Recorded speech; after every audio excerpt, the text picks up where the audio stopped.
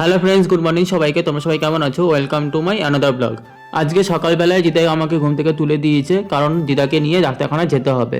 তারপরে দিদাকে বললাম তুমি একা যেতে পারবে না, বলছে তুই ছোটো বাজার পর্যন্ত দিয়ে তারপর বাদ বাকি আমি ওখান থেকে চলে যাবো টোটো ধরে। তারপরে যেই কথা সেই কাজ, আমি রেডি হয়ে গেলাম। রেডি হয়ে দিদাকে নিয়ে বেরিয়ে পড়বো। এখন এখন যাবো হচ্ছে ছোটো বাজার। এদিকে দিদার হাঁটার অবস্থা দেখো, না করে ব্যায়াম না করে কিছু। ডাক্তার বলেছে ব্যায়াম করতে ডেলি সকালবেলা, উনি ব্যায়ামও করে না, কিছুও করে না। এখন তো হাঁটার অসুবিধা হবেই।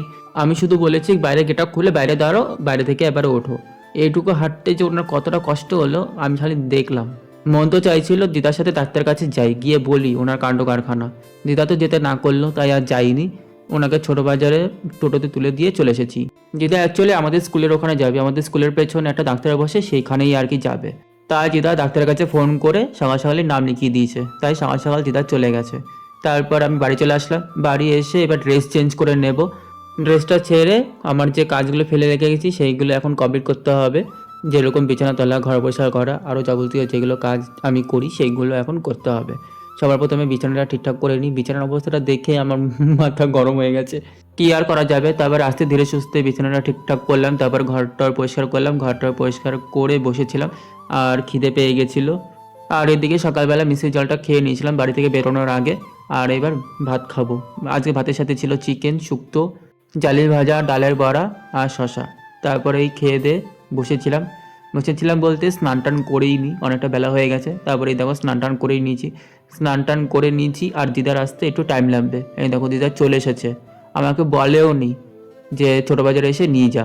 আমি দিদাকে আগেই বলেছি ছোটো বাজারে আসার আগে আমাকে ফোন করবে, আমি নিতে চলে যাবো। কিন্তু দিদা ফোন করেনি, দিদা একদম ডাইরেক্ট ছোটো বাজার থেকে বাড়ি চলে এসেছে। আর সাথে বিস্কুট নিয়ে এসছে। বিস্কুটের কথাটা পরে বলছি। এখন চলে এসেছি সন্ধ্যে দিতে, প্রায় বিকেল হয়েই গেছে। তাই দিদা বললো সন্ধ্যেটা দিয়ে দে। আমি আজকে দিতে পারবো না, তুই দিয়ে দে আজকে। তারপর আমি সন্ধ্যে দিয়ে দিলাম। সন্ধ্যে দিয়ে দিদার ঘরের দিকে গেলাম, গিয়ে দেখি দিদা চা বানাচ্ছে আর দুধ গরম করছে। তারপরে দিদা আবার এদিকে বিস্কুট নিয়ে এসে, বললাম না মানে ছোটো বাজারে ভালো ভালো বিস্কুট পাওয়া যায়। আর আমাদের বাড়ির সামনে যে লোকটা বিস্কুট নিয়ে আসে সেই লোকের বিস্কুটগুলো ছোটো ছোটো হয়। দিদাই আর কি বলছিল ছোটো বাজারের বিস্কুটগুলো দেখে। তারপরে দিদা আমাকে বলছে জামা কাপড়গুলো তুলে দিয়েছি, এগুলো ঘরে রেখে দেওয়ার। তারপরে ঘরে চলে আসলাম। ঘরে এসে জামা কাপড়গুলো ঠিকঠাক করে রেখে দিলাম। আর এদিকে দিদা বলছিল বাইরে গেটটা খোলা আছে, বাইরে গেটটা দিয়ে দে।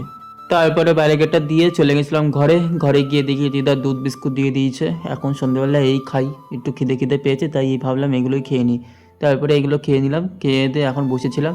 তার ঘন্টাখানেক পর রাতের খাবার দিয়ে দিল। রাতের খাবারে ছিল চিকেন, ভাত, শুক্তো, জালি ভাজা, শশা, ব্যাস এইগুলোই খাওয়া দাওয়া করে বসেছিলাম আর দিদার সাথে কথা বলছিলাম।